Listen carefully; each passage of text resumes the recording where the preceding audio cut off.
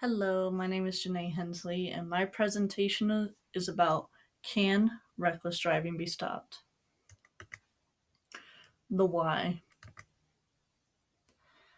On the road, there are no accidents, there are only incidents, and each and every incident is preventable.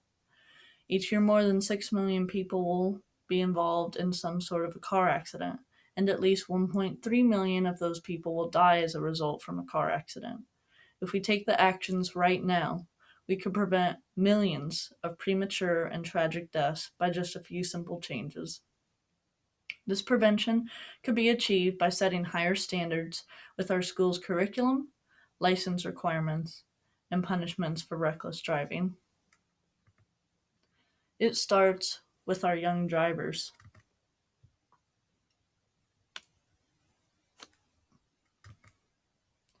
Changes to high school curriculum. For starters, let's just replace the useless elective courses that upperclassmen have to take, and let's replace them with more useful courses such as driver's education. Juniors and seniors in high school are the most likely age group to be involved and or killed in an accident, and for that reason, that is exactly why they should be in driver's education classes. We do have the power to create petitions for our school boards to allocate funds for driver's education courses and putting them back into our high schools. Additionally, schools could partner with insurance companies and it would benefit both sides. One, insurance companies would get more customers, which means more money for them with monthly insurance payments, premiums, etc. Additionally, the schools could receive federal funding and it could be used as a tax write off. And then, third, parents could benefit and have the chance to have lower insurance payments and or premiums if their child should choose to participate in the class and pass the class. A piece of useful technology that could be used in this class is the VR driving simulation. The newly replaced elective courses should also have choices. On the topic of driver's education, these classes should be partnered with other life skill classes such as car mechanics and basic car maintenance. Next is changing the license requirements. As it currently stands in the state of Missouri, to graduate to an intermediate license at the age of 16, the young driver must have received at least 40 hours of driving instruction, including a minimum of 10 hours of nighttime driving with a qualified passenger. Additionally, drivers between the ages of 21 and 69 are required to renew their license every 6 years. However, I think the law should be to graduate to an intermediate license at age 16, the driver must have received at least 100 hours of driving instruction, including a minimum instruction of 30 hours of nighttime driving with a qualified passenger. And then also, drivers between the ages of 21 and 69 must renew their driver's license every 4 years, whether that be through a written and or a driving test.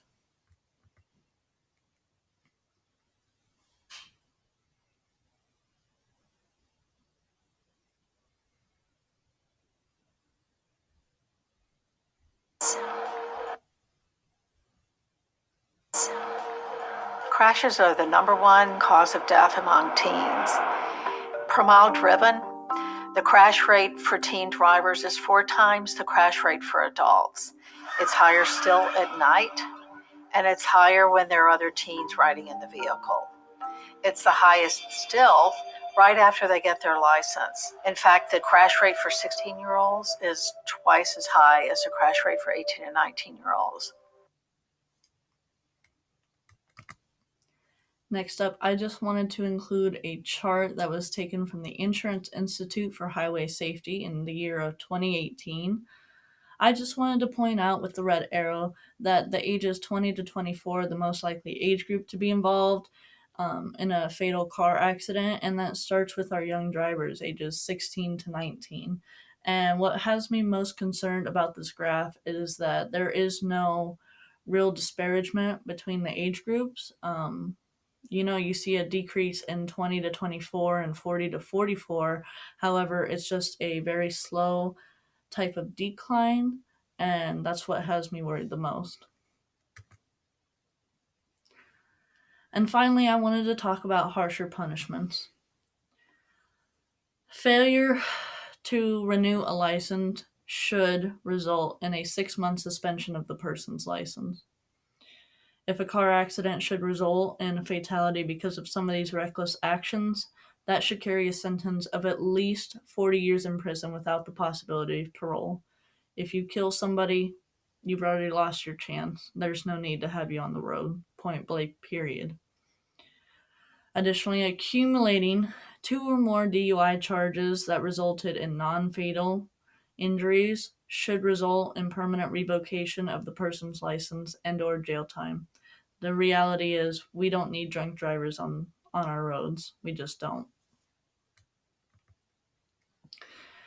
And the conclusion. I argue that car accidents are preventable. Some might not agree with that statement. However, if you look at the story about Cameron Herron, the 2 beautiful lives that were lost because of his actions was completely preventable. Had Cameron not chose to speed down the road and race his buddy in another car, those 2 lives might not be lost. In a separate article from Joshua Sharp of the Atlantic newspaper, he writes about a car accident that he was involved in where a woman who had seemingly come out of nowhere had just been standing in his lane of traffic while he was driving home on a dark back road. Luckily, the woman survived, but the point of Joshua's story was the fact that we're not in control of our actions on the road, that, car accidents aren't preventable, but that's not at all true. Car accidents are absolutely 100% preventable, always. Every action will cause a reaction, and by setting these higher standards that I talked about, through bettering our school's curriculum, through harsher license requirements, and harsher punishments for reckless driving, we would prevent unnecessary incidents that will never, ever have to occur. Thank you for listening to my presentation. The next slide is just sources that I wanted to add in that I used. Thank you.